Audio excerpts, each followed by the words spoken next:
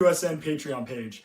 Here we will provide you with the sports betting tips, picks, and information in order for you to become a successful gambler.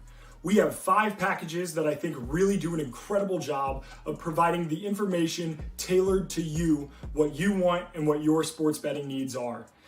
For more information, reach out to the TWSN team, but we have a ton of stuff coming your way. Content from fantasy football, sports betting for UFC, NBA, NHL, and of course, the NFL. We are so excited to be able to bring this service to you, and let us know if there's any more information you need. Get up, let me begin. This is TWSN. You ain't heard about us yet, well you better know now because it's the place that it all goes down on. Welcome back to this week's edition of the TWSN show, guys. We got us 3 holding down the fort for right now, but before we get into the content this week, just your weekly reminder, follow along on Twitter, Instagram, subscribe here on the YouTube channel, and as always, subscribe to the Patreon. The weekly reminder, man, this betting team does a phenomenal job, and just do it. Like it's good for us. It's good for you. It's a win-win. Everybody will be happy. Sure. But like I said, we're gonna hold down the fort for right now, and let's get into things a little bit. Last week we talked on the first day of the NBA season. We gave some NBA bold predictions. Nothing crazy to start the year, but we're a week into the year, and it's never too early for some early NBA takeaways, some early hot takes. So we'll let Matt here, our NBA guy for right now, give us our first NBA early takeaway. What do you got, Matt? Yeah, I mean, it's been an interesting week so far. We're a week in, and first week of the NBA season, weird things happen. You see teams beat teams that they probably shouldn't. Everyone's gearing up. Not everyone plays in the preseason. They might play 1 or 2 games, so everyone's trying to get their legs under them and go from there. But I really like what I'm seeing from the Chicago Bulls team. Really like what I'm seeing from them. They're 4-0 coming into tonight. They look like they could be a force in the Eastern Conference. And I know we talked about them briefly last week, but 4-0, that's impressive for your first week, new team. Yeah. They put these players together. I'm really liking what I see from this Bulls team here. Yeah, I mean, the Bulls are kind of my bad, Cody, but the Bulls were kind of like, not that they had a lot of question marks. They just had to prove themselves a little bit because everybody knew they had the talent. I mean, there's no denying that. But in general, I was kind of iffy on the whole DeMar DeRozan move. But I mean, he's been really good for them so far. He was absolute nails down the stretch the other night. And, just top to bottom, this team is just filled with a bunch of hard-nosed players that just, they want to compete in all areas of the game. And when you have a team that is, it's like you said, it's early, but when you have a team buying in almost all aspects of the game, from your best player to your 8th man, like Alex Caruso coming off the bench, he's going to do what he always does and just play hard no defense. And that's the kind of stuff that you need. Signing. And yeah, and nobody probably thought much of the Alex Caruso signing. Like, why would you? But yeah, I mean, when you compete and you won in all aspects of the game, it's going to show on the court, and it has early enough so far for the Bulls. Absolutely. And it's funny that you said that, Matt, because they were my first thing that I wanted to talk about as well as the Bulls. The biggest thing for me is, you guys brought up the DeRozan move. I mean, I like that so much. And I think the other person who likes that just as much is Zach Levine. And the reason I bring that up is because they're similar players. They're both athletic. They both, get to the rim real hard. And Zach Levine has capitalized on this early in the season already. And the reason I want to bring this up is because I want to make an overreaction real quick and say that Levine is a serious dark horse candidate for MVP of this season. Just how well the Bulls are playing. And like you said, they made some good offseason moves. And why not Zach Levine? I mean, he's been playing well. He's turning into a superstar in the league. I think it's really something that we should pay attention. And I think we'll be talking about later on in the season. Obviously, it's a little too early, but that's what I wanted to point out. Yeah, I mean, like you said, why not Zach Levine? The Bulls, I mean, not that this matters all that much, but Chicago, big market team, Bulls, great basketball history. You got to think, the league's probably been waiting to give them another MVP. Not that that's why he's going to win it, but yeah. Rose was the last one. I mean, this Bulls team looks legit. I mean, I think we talked about it. They have Levine, they have DeRozan, they have Lonzo Ball. They got Nikola Vucevic. They have a squad out in Chicago, and I mean, they're not a team that you can just look on your schedule and be like, that's probably a win anymore. you're gonna have to fight to beat this team. And I mean, I fully expect them to make the playoffs and possibly make some noise in the Eastern Conference this season. Yeah, I mean, I think like I came on here. It wasn't that we gave our hot takes or bold predictions for the NBA season. I think two episodes ago, and I said that neither the Nets or the Lakers will end up as the 1 seed in their conferences. And I think this Bulls team definitely can end up, at the top and be the team that is the reason why both the Nets and the Lakers aren't playing their best basketball right now. But nobody's really worried about them. Like, they're going to make the playoffs, whatever. But there's a couple other teams in the East that I want to talk about. The first one, kind of similar to the Bulls a little bit, but is this Miami Heat team. We talked about them a little bit a couple weeks ago as well. Another team that just has a pretty solid roster. Obviously, they have some big names, but just a bunch of people, again, that will compete in all areas of the game. They will play defense from one end of the floor to the next. And, I think they're pretty similar to this Bulls team. And they're another team that's had a pretty solid start to the season. Tyler Hero's looking awesome for them. Kyle Lowry's been so far, but better days are ahead for him. Still got Jimmy Butler, Bam Adebayo. Like, this team is pretty similar to the Bulls, and I'm excited for this Eastern Conference this year. I don't feel like that's the East has been that interesting this year, but I think it's going to be pretty interesting this year. Yeah, I mean, the Miami Heat are like, a lot of people want to say that they made the finals a couple years ago due to the bubble, but I mean, this team is mentally tough. Also, that's something you can't take away from them. They grind every time they're on the court. It's not easy to play against the Miami Heat. And then you add in, like you said, Kyle Lowry. Yes, he hasn't played his best basketball so far, but I mean, he's a veteran. He's a champion. He'll figure it out. This team's going to figure it out. They're going to be a force to be reckoned with in the Eastern Conference as well. And yeah, I mean, Jimmy Butler's playing really well to start the year. And as you mentioned, Hero, he was great in the bubble. He had a little bit of a down year last year. And I think that's kind of where they struggled because they were expecting him to take that next step, but he didn't. But now it's like after, that kind of down year, he's looked like he's back to his days from the bubble. And I mean, that team went to the finals and we're 2 wins away from a championship. So, and they added Kyle Lowry and a bunch of other role players like Markieff Morris and other players that are tough and that can fit this Eric Spoelstra system. So, I mean, the Heat are definitely going to be a factor in this Eastern Conference race. It's not just the Nets, like everyone's assuming it's going to be. There's a lot of teams here. You still got the Bucks who are 3-1. The Hornets have come out of the woodworks basically and saying we're not just going to roll over either. Miles Bridges is looking like an all-star right now. LaMelo's looking great. This Hornets team looks like they might make the playoffs if they continue this. So, I mean, the Eastern Conference isn't a cakewalk any longer. Yeah. Cody, what do you think about this Heat team? So the Eastern Conference, I'm going to make a weird kind of here and here Parallel prediction. I'm going to say that the Eastern Conference reminds me a lot of the AFC when it comes to football. It's a lot of young, gritty teams that, everybody was like, this team could be good. This team could be good. This team has young players. We're expecting one of them to be good. But it seems like all of them have kind of surprised us and turned out to be actual contenders. And it's going to be wide open in the Eastern Conference for the rest of the year. And I truly think that's going to be what's happening because, I mean, first of all, LaMelo is going to take that jump. I mean, he's taking that jump right now. I mean, he's going to be someone that we talk about all year, especially on this show.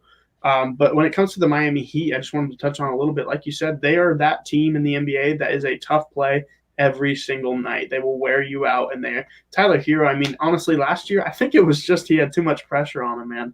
I mean, it was just like he had all that focus on him when it came to the finals, came into next year, and he just had a lot of pressure. Just you have to be this guy now. And it wasn't like that the year before. It was kind of just an in-the-moment thing. And they're going to be that team that if they make the playoffs, they're going to be that team that's just like nobody wants to play them. Nobody wants to play them. I mean, if they're hot and they're getting on everybody's nerves, you're like, stay out of their way type of thing. Like you think they would choose them, but you don't want to choose them. So that's why. Yeah, I'm glad you guys kind of touched base on them a little bit, but I did want to talk about this Hornets team.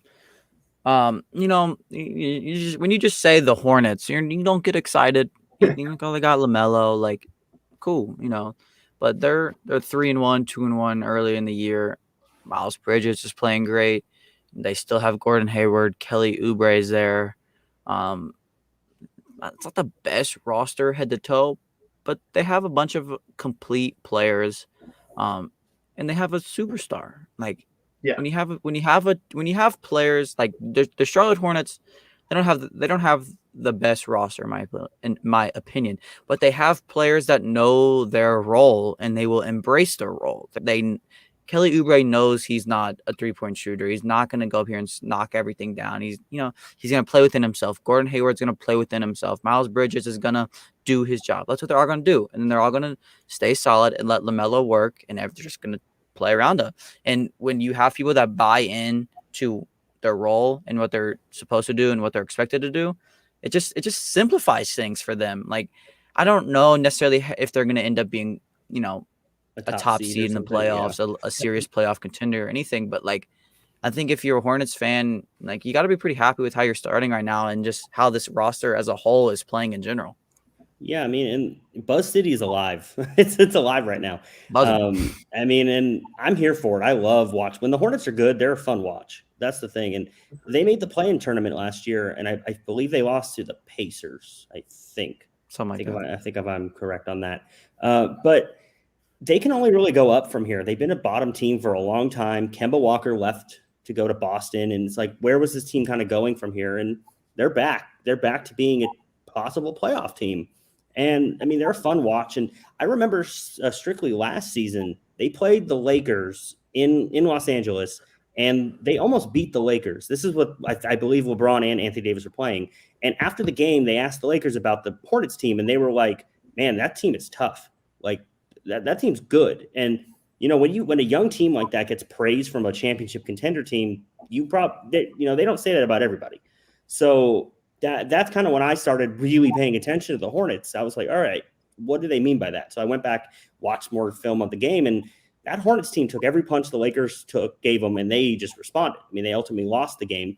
But, I mean, I think when you play teams like that tough, it really bodes well going forward because you get some confidence. Okay, we can hang with this tough team. You know what I mean? You can hang with this championship contending team. We just got to keep building and building. And, they brought in some players with some playoff experience, and I fully expect them to make the playoffs this season if they continue this, because this roster looks like it could be a lot of fun to watch. Yeah. Cody, got any thoughts on the Hornets? I really think it, like you said, I mean, Buzz City, it's buzzing. I mean, it's buzzing. It's a small team. It's a small market team. And when you really believe and you have those fans, it's kind of like the Cleveland Browns. I mean, I know I keep making NFL comparisons, but they have I love it. Great fan base. So that's really all I got. Yeah. All right. Well, okay. Staying with the top of the NBA, but we'll let Matt give, you got another early NBA takeaway for us again? Yeah. I mean, I all over Twitter and everywhere I've seen, what's wrong with the Lakers? What's wrong with the Lakers? They went 0-2 and then they barely beat the Grizzlies. Relax. The Lakers are going to be just fine. It's a brand new team. I mean, they had 9 new players come in, and a few of them are injured also. We have to remember that. Trevor Ariza is injured. Taylor Horton-Tucker, who was supposed to be a major piece of this team, is injured. Wayne Ellington has not played for them yet. I mean, those are role players, but I mean, when you construct a team around role players like them, you need them in the lineup. And it's going to take time for the big three of LeBron, AD, and Russ to get, some chemistry going. Yep. Especially when you have a player like Russell Westbrook, who's used to straight up dominating the ball and just attacking the rim. Him and LeBron, they're going to need to learn how to, play together. And it's going to take some time. I mean, the Miami Heat, when LeBron, Wade, and Bosh got together the first year, they were 9-8 to start the year. And everyone was freaking out about that.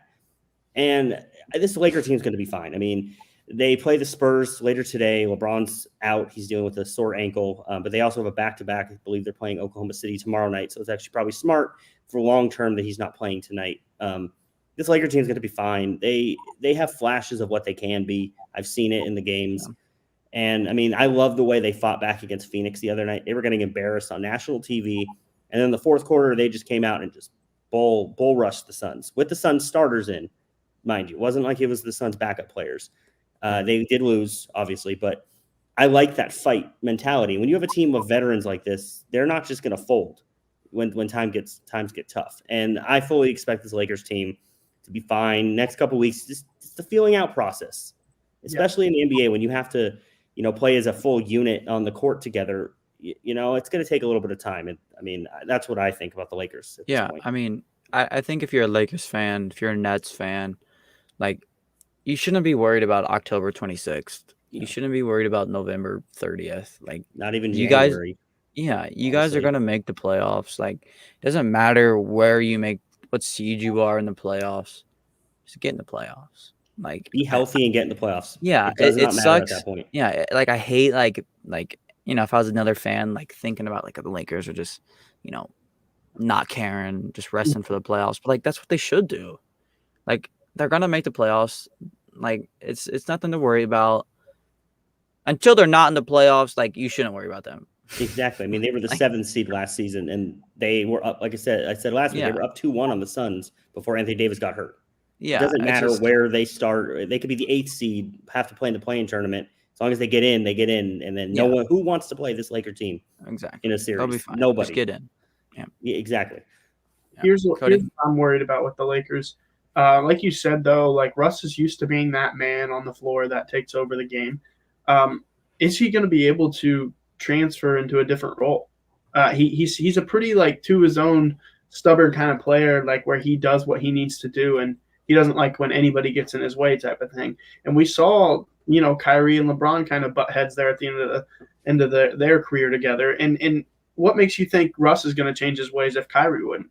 And that's really how I look at it. That's my biggest worry for the addition to the team, and really, but like you said, they're going to make the playoffs, and that's all fans should really worry about. But when it comes to playoff time, if things still haven't clicked by then, and Russ hasn't taken a different role on this team, it's going to be tough for them to compete. And I think it's just a wait and see kind of thing. I mean, let's see if they click.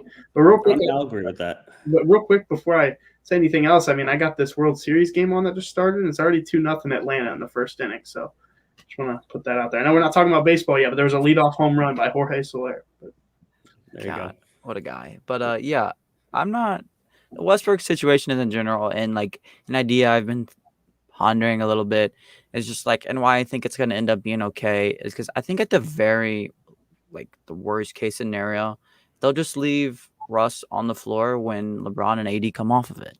Yeah. You can let him play exactly how he's used to playing, and it's not going to be, you're not going to be the same team. And obviously you want him to coexist with LeBron and AD, but absolute very worst, you give him like a 6-man kind of role, not obviously a 6-man, he's not going to come off the bench. Like he's just going to play without LeBron and AD and carry the team when they're not on the floor. And we've seen over the last 2 years, Frank Vogel he's not afraid to change his rotations up. Yeah. I mean, that guy changes more rotations up throughout the year than I've ever seen a coach do.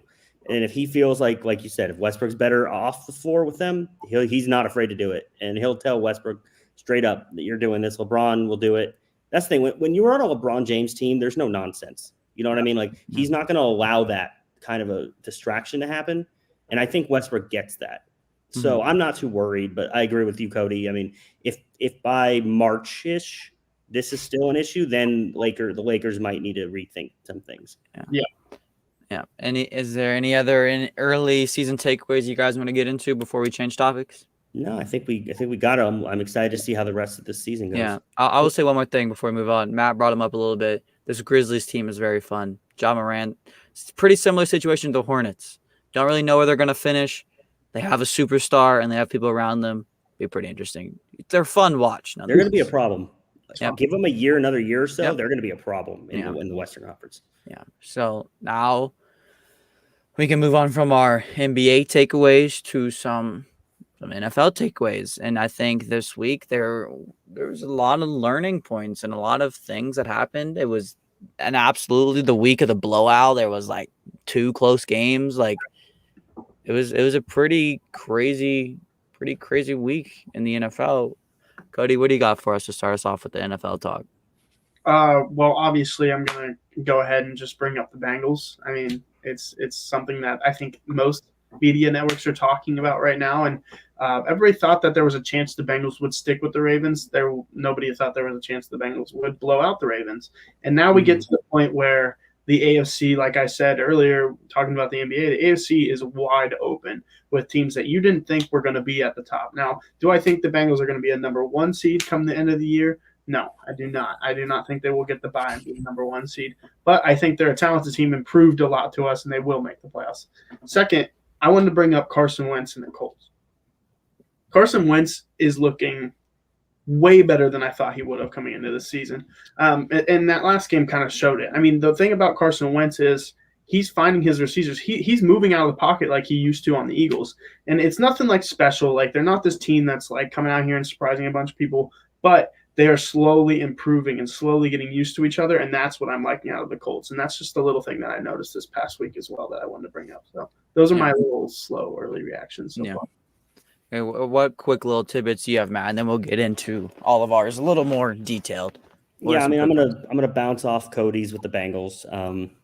If you came into the week saying which team was going to blow which team out, everyone would have said the Ravens have a better chance of blowing the Bengals out than the Bengals have blowing the Ravens out.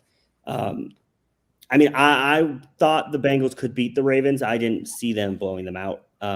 They thoroughly dominated the Ravens, and it wasn't even like when I knew that this Bengals team was a little different was when the Ravens took the lead and I believe it was the next drive. Yeah. The Bengals came down and retook the lead.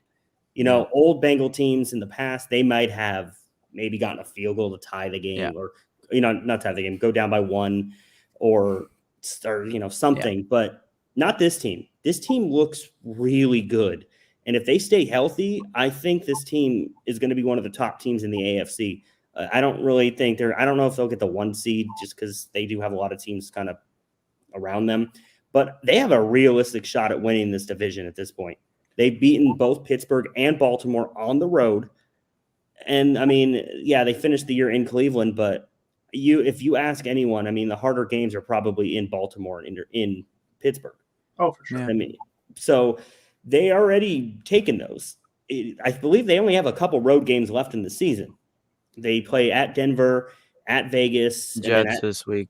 Yeah, at the Jets and then the Browns. I think that's it, right? If I'm not mistaken. Something like that. There might be games are at home. Yeah.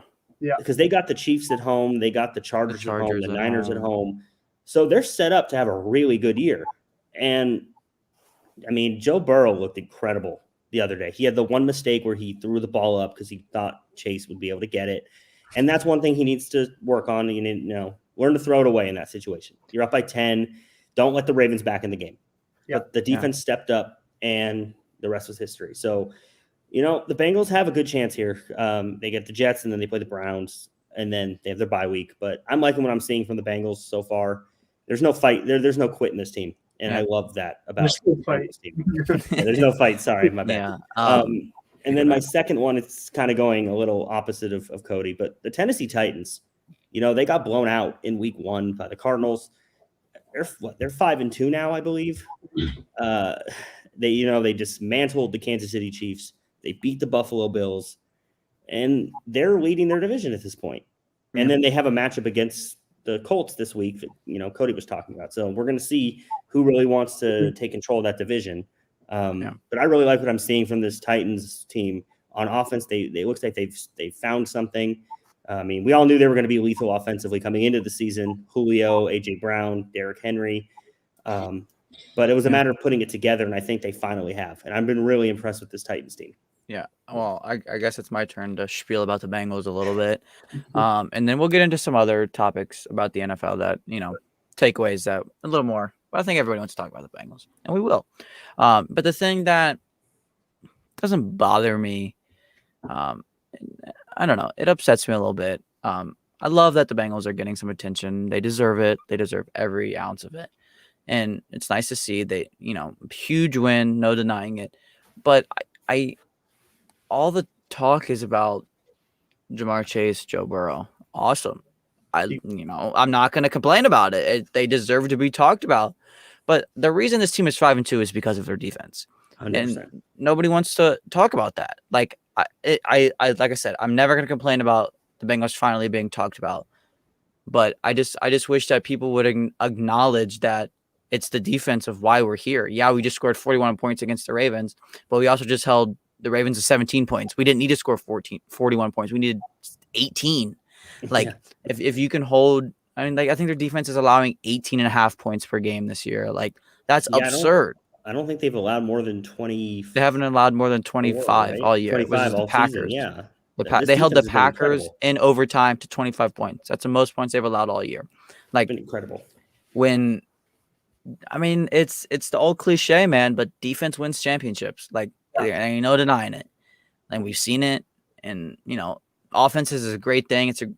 But it's always going to come down to if you can get a stop. If you can get a stop when you need a stop, that's going to help your offense score. Obviously your offense needs a score, but your defense is going to have to get a stop. It's a team sport for a reason. And I just feel like all the talk is about the Bengals offense, when in reality, the offense has outside of obviously this week was awesome. No denying it. Last week was the Lions. You don't really count that. Everything else that the offense has done has been average to below average. So while I do think the offense is going to figure it out, and they could be the reason why they maybe end up the 1 seed, maybe they win a playoff game, it can definitely be that reason. But the reason they are 5-2 on this day, October 26th, it is 100% because of their defense. 100%. I actually couldn't agree more. I mean, and that's the thing you were talking about is the Bengals offense really wasn't clicking until they played the Lions. And I think that's really what they needed was a defense they could, I hate to say this, but kind of bully to really experiment with a little bit. Yeah, like they really opened up and showed us some things against the Lions, and then you actually saw a lot more against the Ravens offensively. But this defense has just been so stout. I mean, all year their chemistry is insane. And that Lou Anarumo deserves so much respect for what he's done with this defense, and they really built it to be their own defense. It's so much different than it was the year before. And the difference you brought up the Titans, Matt. I just wanted to 5-2, and the Bengals are 5-2. I mean, the Titans just don't have a defense, and the Bengals do. I mean, that shows you the two differences that a 5-2 team can make. But Derrick Henry's the difference with that team, I guess. But yeah, but I mean, Joe Mixon's no slouch either. But no. Trust me, I get what you're saying. Yeah. But yeah, this just think about how far this defense has come. Because 2 years ago, Lamar Jackson was spinning on the defenders and in Cincinnati, I believe it was, and now they're shutting him down in Baltimore, basically. Yeah, I mean, the free agency signings have real quick. Hit. Yeah, go for it. Like Matt just said, these free agent signings, and I mean, Malik told everybody that this defense was built to beat the Baltimore Ravens. Not maybe we didn't believe him, maybe we just thought it was talk, but I mean, it sure looked like they were made to build the Baltimore Ravens this week. Yeah. So I mean, credit to them for identifying the right pieces to add. Having a game plan and sticking to it. And like I said, sorry again for cutting you off, Matt, but this coaching staff deserves a lot of credit too. Nobody really wanted to give it to them for the first couple of years, rightfully so. But I mean, it's shown a lot of improvements, top to bottom, this year, and it's just awesome. It's good to see improvement. And it's good to see this much improvement from the team as a whole. The whole team, every unit of this team has gotten better. Yeah, I mean, let's also remember this is only Taylor's third year. Yeah, you need to give we all in the NFL and sports in general nowadays. You expect a coach to come in, change everything immediately, and win. Which for certain situations it's fine, but when you're a team like the Bengals, who were kind of rebuilding a little bit. It's like you need to give him some time to get his system, his culture in there. And, for most teams, it's like you need 2 strong off seasons and 2 strong drafts to get the team back to a strong contention. What has happened over the last 2 years? 2 strong drafts, 2 strong off seasons. And now we're reaping the benefits with this Bengal team. And you have Bengal fans will call Zach Taylor out. And honestly, he's done a really good job. This team loves playing for him. You see it every time they take the field. They love playing for him. And credit to, like you just said, Logan, credit to this whole coaching staff because they heard the noise. I mean, if we're hearing it, they're hearing it. Yeah. And they were like, you know what? Stop. We're going to go out there, handle our business, and we're going to show you what we have. And like the Twitter account put out the other day, why not us? Yeah. Why not the Bengals? We've seen weirder things happen in the NFL. The San Francisco 49ers just went worst to first and went to the Super Bowl 2 years ago. Yep. And I believe it's every year in the NFL, there's a team that goes from worst to first. So why not the Bengals? I mean, if they stay healthy, why not? They have a strong offense now. We're finally seeing the reins being taken off of everything. And that defense is lethal. It's shutting people down. And we have a lot more. We're having more pressure, more sacks, turnover. This defense is carrying us right now while the offense was trying to figure some stuff out. And now they're both top 10 scoring on both sides of the ball. And Joe Burrow looks like the number 1 overall draft pick that a lot of people thought he was going to look like. Poised, he needs to cut down a little bit on the turnovers, but I mean, he's still also a young quarterback. We have to remember that. Just played yesterday was his first, or Sunday was his last, made him play a full season. Exactly. So this Bengal team's figuring it out on the fly, but I mean, they have so much talent on this team. And honestly, I mean, at this point, I think they'll probably make the playoffs. The last few Bengal teams that started 5-2 all made the playoffs. And I don't see it really being any different with this team.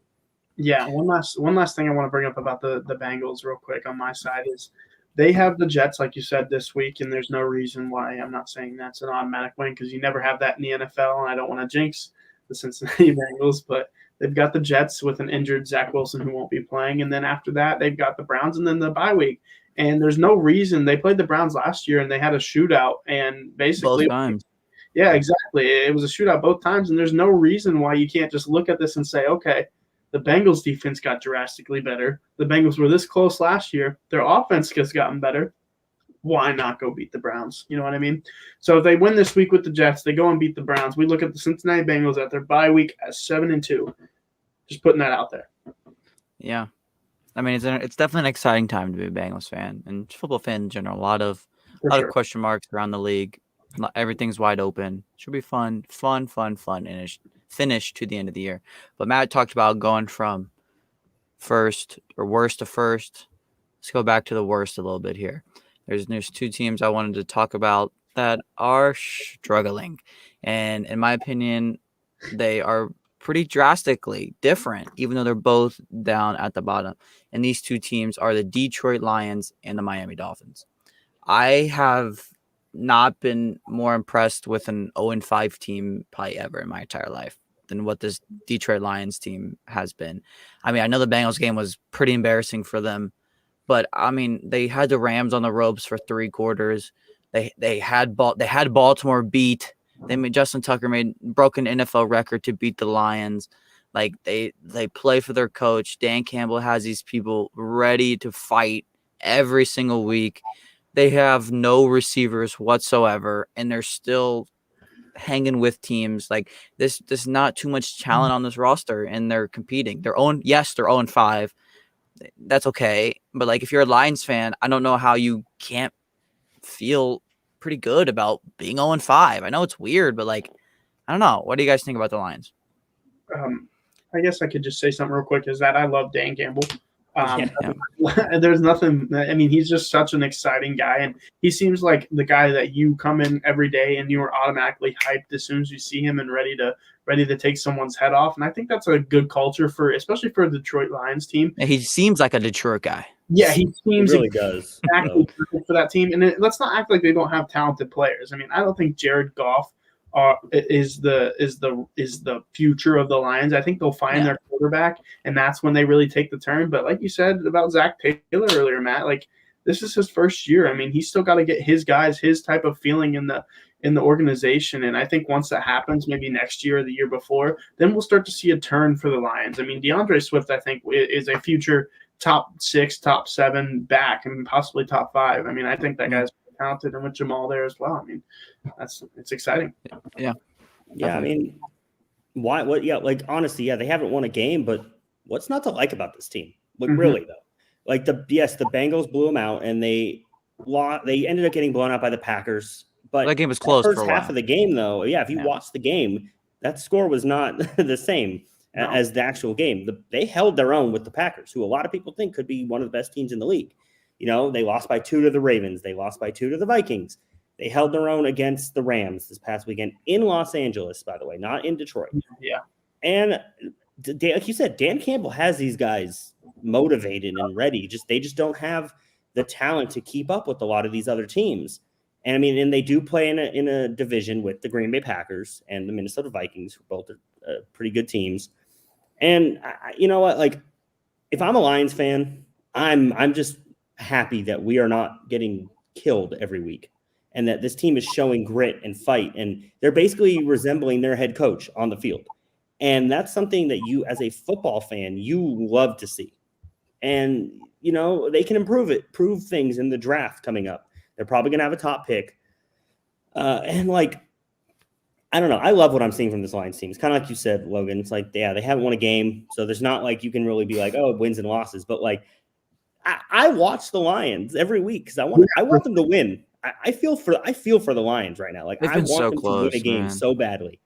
And they play the Eagles this coming weekend in Detroit, so maybe they'll get one this week. The Eagles haven't looked too great as of late, so maybe they finally get one. They reap the benefits finally, and then they can celebrate and go from there. But Yeah.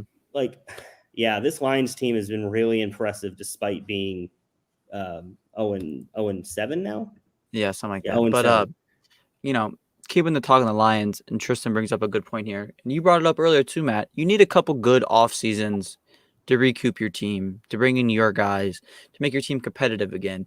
And I don't know if the Lions had a great off season last year, like to the most people, but I think they brought in their guys. The Penei Sewell, they attacked the line, the trenches hard last year. Penei Sewell, Ali McNeil, Levi Onwuzurike, like a bunch of other people, Derek Barnes, like they bought into their Detroit style of football.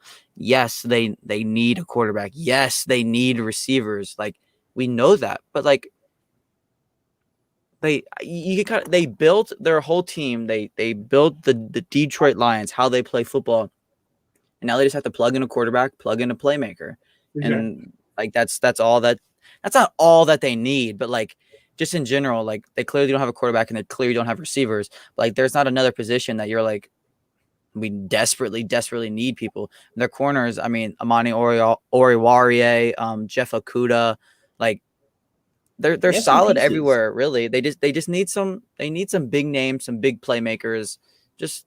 They kind of just need a face of the franchise, man. Like, yeah, I mean, and it's kind of like, I mean, this draft, there's no clear-cut number one quarterback, know. But as we saw in Cincinnati, one player can change everything. Like one player can change the outlook of the team and the belief that free agents have in that team. There's no Joe Burrow coming out this year, so maybe they do go with Thibodeau from Oregon. Yeah, I'm not saying he's going to be that player, but maybe they use Jared Goff for a year or two as a stopgap kind of. Get everything else other than a quarterback. Wait another year and find that quarterback. Maybe a quarterback becomes available. I don't know, Deshaun Watson, Russell. I mean, Russell Wilson's a little up there in age, but still, Russell Wilson. Maybe they get everything together and then they make a trade for some young quarterback or something. Another thing they could do that you guys kind of just reminded me of, the Lions do have 2 first-round picks. Not that the Rams pick is going to be very good, but we just talked about this. This QB class isn't the best, but there's people that have a ton of flashes that can make some noise. They can take a shot with their first round draft pick, and just they can afford to do that.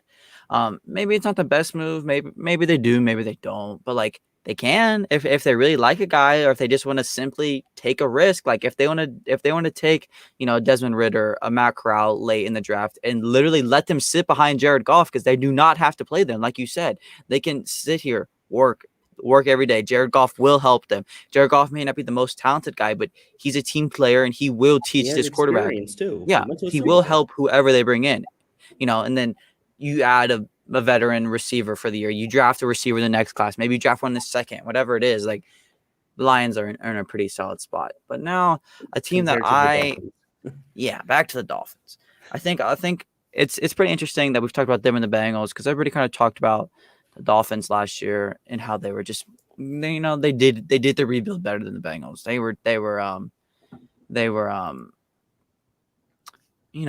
overachieved last year. There's no denying that. And they're 1-5 this year, and they don't have the first round pick. They don't look good. I'm not saying Tua's the issue because I don't think he is. He's playing good football. There's the Deshaun Watson rumors. They're just they feel like I feel like that the Dolphins don't really know what they want to do, and when you don't, I don't feel like they have a game plan. Maybe they do, maybe they don't. Maybe their game plan just sucked and it failed and it didn't work out. But I'd be pretty upset if I was a Dolphins fan right now, and like I'd be really, really worried about your future going forward because I think they all got pretty excited after being 10-7 or 9-6 last year, whatever they were. Rightfully so. I'd be excited too. But to come into this year and just kind of be let down, no pick. I mean, especially after they beat New England in week 1. Yeah. They go 5 in into a row. New England, not the same New England as when Brady was there, but that's still a division win on the road. For sure. And now they've lost six straight. And I mean, they lost to the Jaguars, they lost to the Falcons. The other losing day. to bad teams. It's not like they're just losing to these good teams.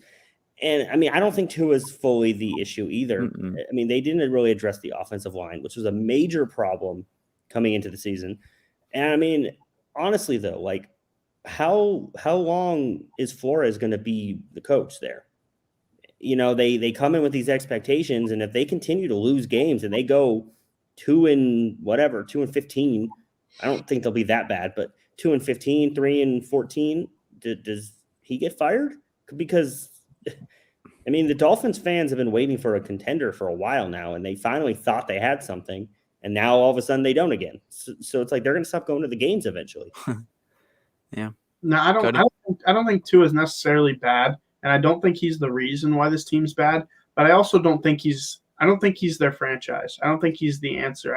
I think if you put tools around him, he'll be a good enough quarterback to take you to the playoffs. But I don't think he's that franchise changing quarterback that they might have thought when they got him. But like you said, they didn't improve the offensive line, and you didn't hear a lot of people talking about it. They didn't really worry about it. They said they got this stout defense, and that defense has not been very stout. It has not been very good at all.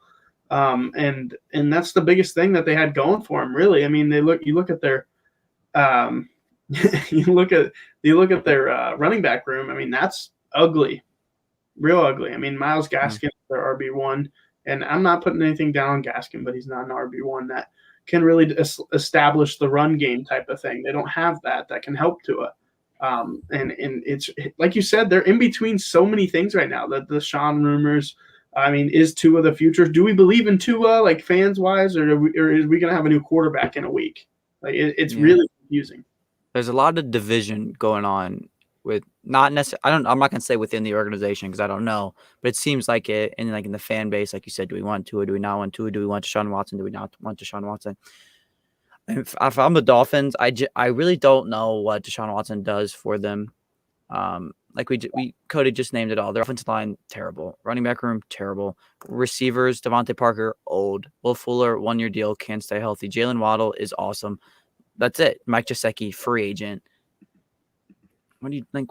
You don't have a first round pick. You're not going to have picks for years if you trade for Deshaun Watson. Yeah, exactly. I think they want Deshaun Watson. I think that the Dolphins desperately want Deshaun Watson, but I think they're realizing that, man, probably shouldn't get Deshaun Watson. Like what besides getting you get a franchise quarterback, no doubt about it. Deshaun Watson is awesome, but then he's in the same situation he was with the Texans. Probably a worse situation, if we're being honest. Yeah, I mean, like you have nothing else. You have the quarterback, but line. Okay, I mean, like maybe Will Fuller will sign back to play with his buddy, and like he can't stay healthy. Jalen Waddle will be awesome. That's fine. That's cool.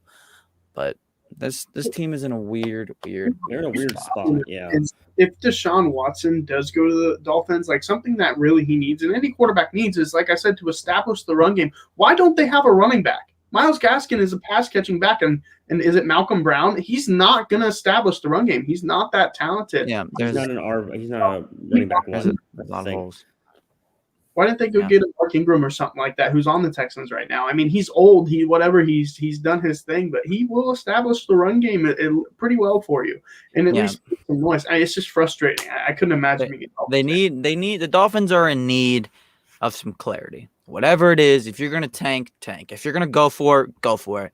Don't leave everybody in this. Like, what are we doing? That's not fun for the organization. It's not fun for the players on the team, and it's certainly not fun for the fan base. But I think it's also like sorry, I didn't mean to cut you off. You're good. Like I think also it's like I feel bad because I think Flores is a really good coach, and I would hate to see him, lose his job because this team didn't go out and do everything. I don't blame it fully on. I blame some stuff. He'd get another job. Yeah, he would, but he'd probably have to go be a coordinator for a year or something, and that Most sucks do, because yeah. I think he's done a good job with this team, and we all talked about it last year. Yeah, He had this he's team not going to get winning. enough credit for last year's 10-7, but he's going to get all the blame for the Blame 2 for this and year's whatever. whatever losing record they have. Yeah. And speaking of Deshaun Watson, it's like, does he add much? Like you said, they're going to give up a lot of picks and their future to get him, and then he's just going to be in the same situation essentially, just in Miami, not Houston. Yeah. We're going to stay on the NFL topics, but we're going to go in kind of, more of like a rapid fire, quick contenders versus pretenders segment. I have a couple teams lined up for us. You can talk about them briefly, but I'm gonna give you a team.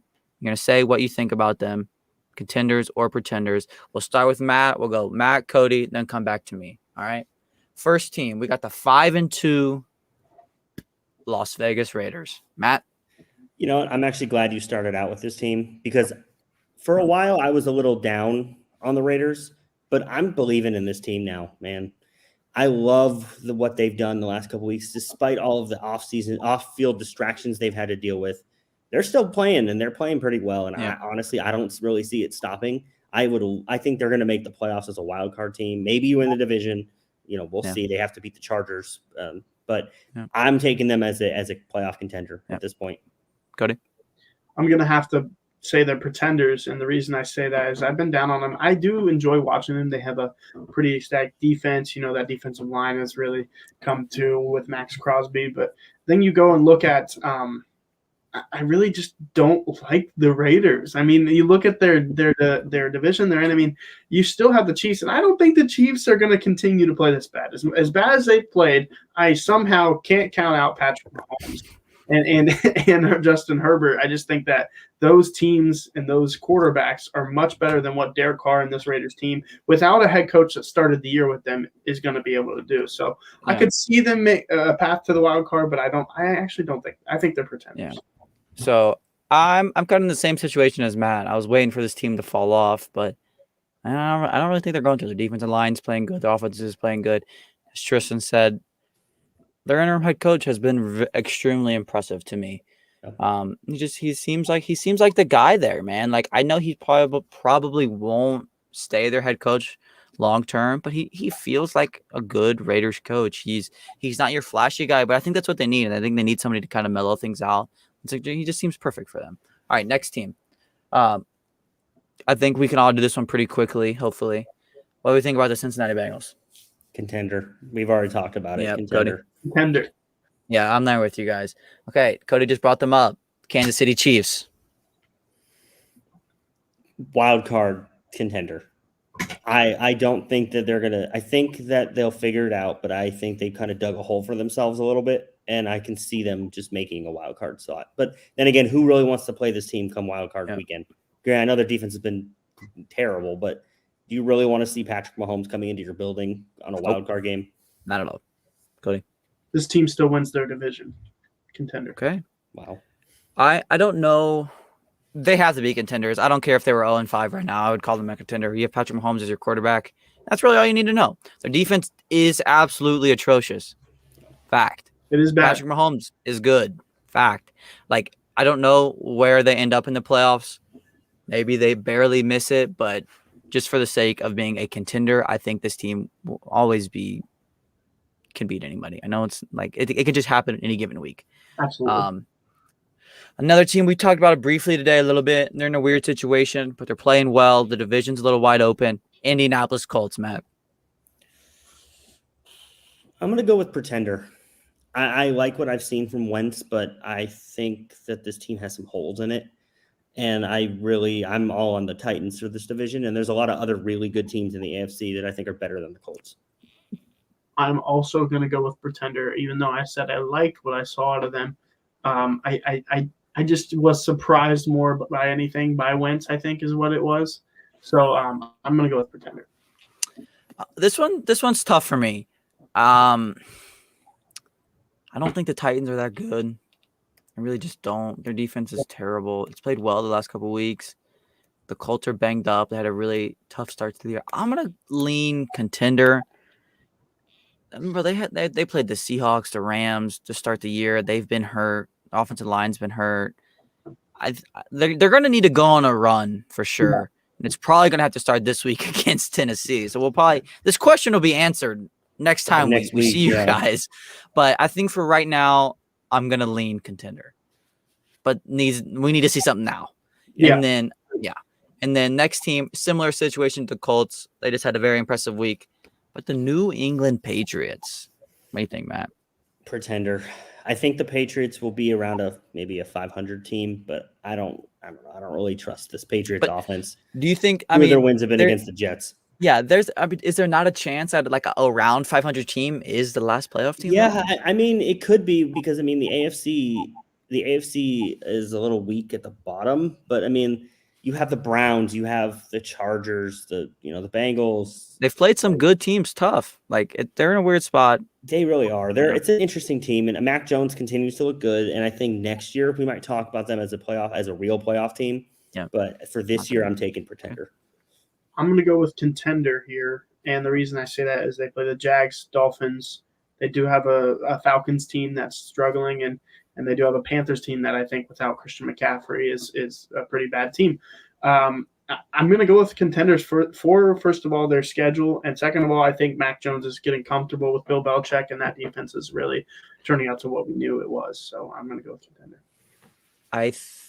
Kind of what Cody said. I hate doing this, but I think that their talent on their team is more pretender-like, but their schedule is super easy, man. Mm-hmm. So just for that reason alone, I feel like they have to be a contender. I don't believe in the New England Patriots at all. So that's why I feel like I have to say pretender. But I think I'm gonna lean contender because they're so well coached and their schedule's easy. I can see it. That's it. I don't think they're. If they get to the playoffs, they're gonna lose in the first round. Not worried about them making a run or anything, but they're just. I think they have a shot to get in because their schedule's so easy. All right, a few more teams here. The New Orleans Saints. I'm going to say contender just because I don't really think the rest of the NFC is great. And Cody, they are 4-2. You seem to disagree. They are 4-2, but I don't know. It's more out of who someone has to make it, and I think they will. I think they're also a contender, but it reminds me of the Titans, but it's Alvin. Yeah, it's Alvin Kamara, and their defense is good, but just the thought of them being am I the only one that thinks they're a boring team right now? They're boring. They are right now. They're terribly boring. Monday night game yesterday was atrocious. That was the worst game I've ever attempted to watch. I wanted to scratch my eye. It was so bad. And it's just you think I love Jameis Winston. I think he's hilarious and he's a fun quarterback really to watch and kind of root for, but man, it's boring. Yeah, I can't argue with it. I'm gonna go contenders, and I feel like I'm a bigger believer in this. I don't know why, but I feel like I believe in this Saints team. Jameis Winston, not the most talented guy, but he's been playing some good football. And like Matt said, they're 4-2 without Michael Thomas. And that defense is really good. And they just got Quan Alexander back. Not that he's anything crazy, but they're getting a little healthier. Traquan Smith came the 4-2 without Michael Thomas. He's probably the second best player on that roster. That's a big get to get in the middle of the season, especially when you're already in the playoff picture. So I'm gonna go contender, but like Matt said, also I think we can acknowledge the fact that the bottom of the NFC isn't that good. It's not that great. So I think that obviously helps him. He is the second best player on the New Orleans Saints behind Taysom Hill. I agree. Yeah, something like that. Last team rounding it up, sticking with this NFC theme a little bit, the Minnesota Vikings. Contender. I said early in the season the Vikings were going to make the playoffs. I like this Vikings team. I really do. They're not going to win their division, but they're going to make a wild card spot. I like them. Contender. This one is probably the hardest for me because I go back and forth on how talented this team is. But the reason this team has not – they've been in a lot of close games as well, and they just haven't – a lot of them haven't swung their way. I'm going to say once Dalvin's fully healthy and back, they're a contender.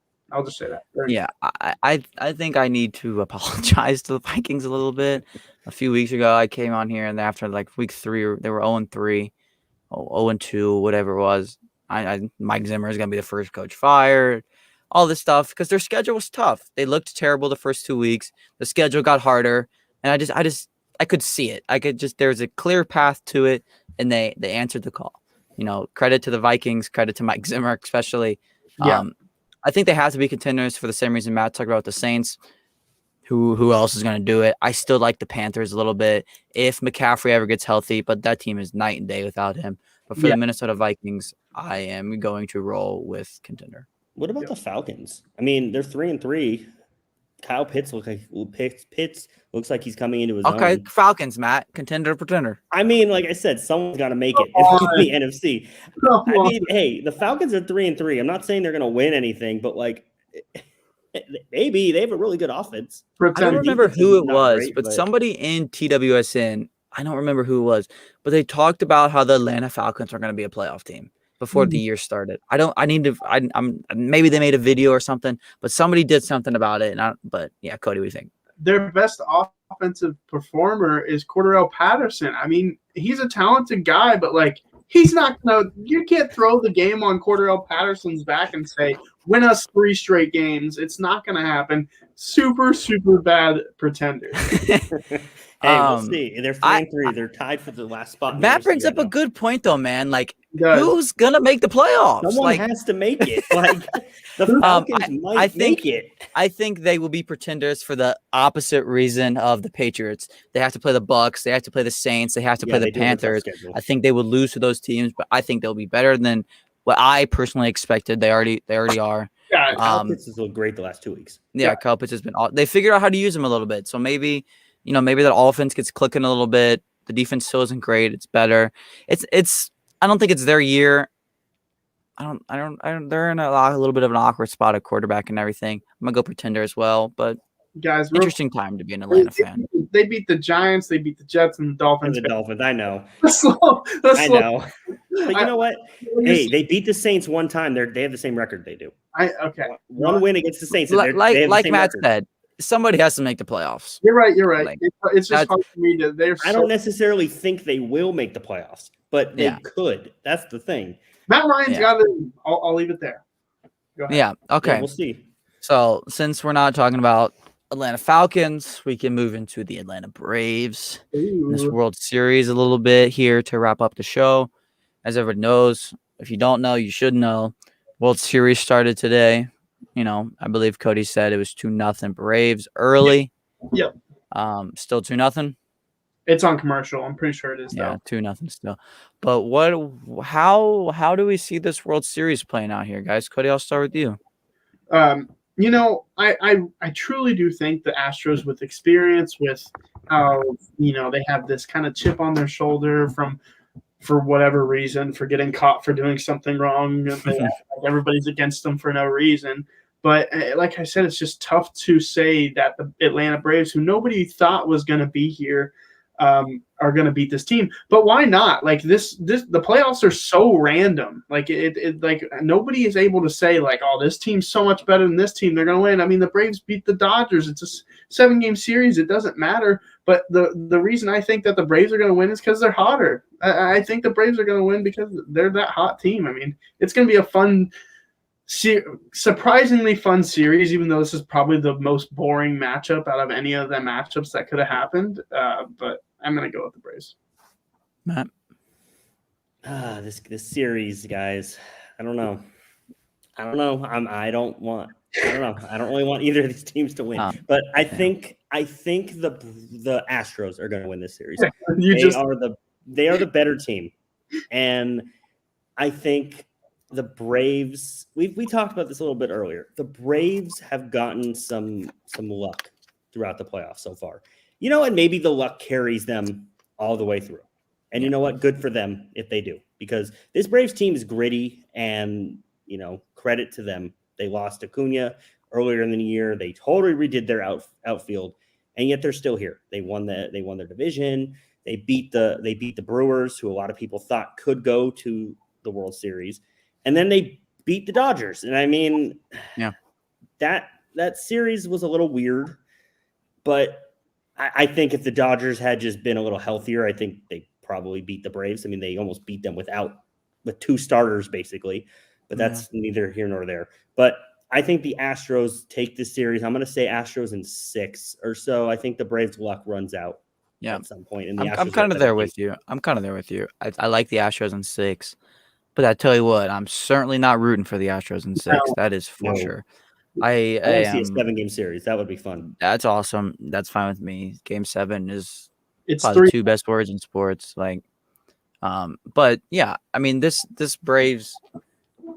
Apologizing again, but man, I clowned the Braves when Acuna got hurt and they made all these moves. So absolutely credit to that organization, to that front office for believing in the people that they had. They just lost the top 5 player in baseball and they're playing in the World Series still. Yeah. It sucks, but I feel terrible for Ronald Acuna. It's not easy to make a World Series. You're the face of this franchise and you're not even there. It has to be a terrible position to him, but obviously we know he's a great guy. He's going to be their biggest fan these next 7 games. I will definitely be rooting for the Braves. I mean, like you said, Cody, Jorge Soler, leadoff home run. Jorge Soler would never hit leadoff on any other team. But the Braves are literally just screw it. We'll take you. You hit home runs. Adam Duvall, you hit home runs. Jack Peterson, you hit home runs. Eddie Rosario, you hit home runs. Come on. One of you's going to hit a home run today. If it's not broke, don't fix it. They've been doing this since they fixed this outfield. And one thing I will say, Jock Peterson, he was on the Dodgers in that series when they got caught cheating. You don't think he wants to beat this team? True. He put out a post in the Players Tribune earlier today, and he even said there he had former teammates come up at the end of Game 6 being like, "Hey, love you, man. Go beat the Astros for us." Because, I think the whole baseball world, while a lot of people didn't want to see the Dodgers win, a Dodgers-Astros World Series would have just been awesome for the magnitude of what it could have been from a couple years ago. And, the Braves, credit to them. They robbed it. They robbed it of that. They played really well. Their pitching is incredible. And we'll see. It's going to be a good series. It's a little boring, as Cody mentioned, but it's going to be a good series, and I think the Astros are the better team. No, Cody talked about it a little bit, Matt. You brought it up as well. But something Jock Peterson said that was, we talked about the Astros experience. Jock Peterson's pretty much the only person on the Braves with World Series experience, and he broke it down real nice and simple for people. He said to win the World Series, you need to score more runs than the other team. Yep. He's a classic Jock right there. So, I mean, that's what it's going to come down to. And this Braves team has done that.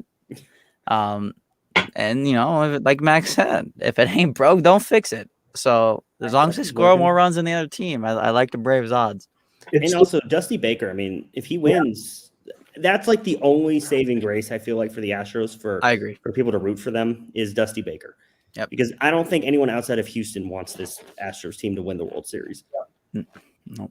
We like Dusty Baker's household, but the Braves are up actually right now 3-0, and Charlie Morton looks like he's shoving. So I think that continues at least for tonight. So Game 1 will be a huge gift for them, winning a game in Houston. Yep. But yeah, all right, guys, that kind of wraps up today's episode. Like I said, we talked a lot about a lot of different questions, topics today that will be answered next time we see you guys on Tuesday. But for now, thank you guys for tuning in. Just a reminder, like the beginning of the show, follow along on the Twitter, the Instagram, subscribe here on the YouTube, subscribe to the Patreon. But as always, we will see you guys next week. Until then, see you guys later.